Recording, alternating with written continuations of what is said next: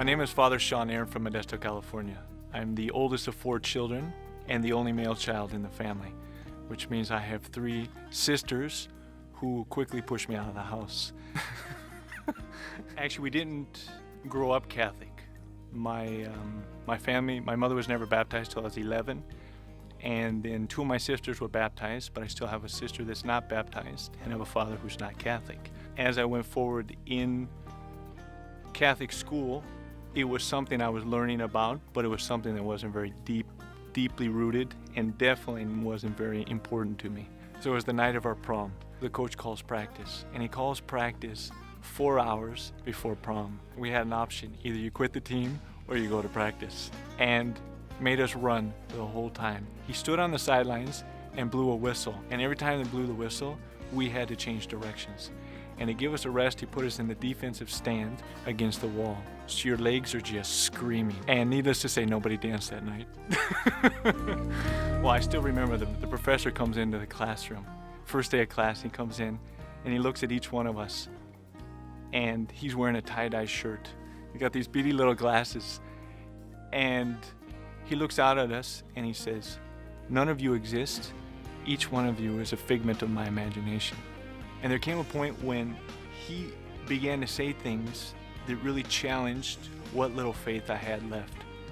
Such things as the fact that there is no such thing as good and evil, that God is dead. And this shook me. And as I began to investigate this, I began to realize that if God does not exist, there are consequences. But for the first time, I realized that if he does exist, there are serious consequences as well. That my life had to change. And then the Legion of Christ came into the picture.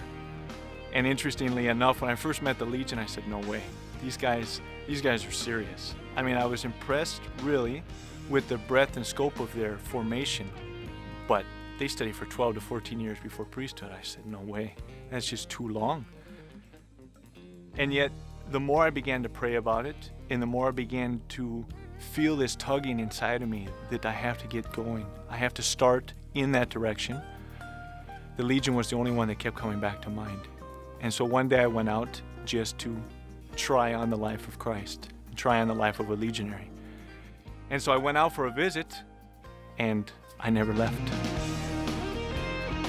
My sisters did the readings, and my first sister came up, and as she began to read, she just began to cry.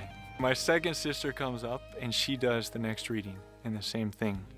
And I thought to myself, this is going to be a long mass. We need heroes, and we need especially young men in the priesthood and men willing to do what the church needs.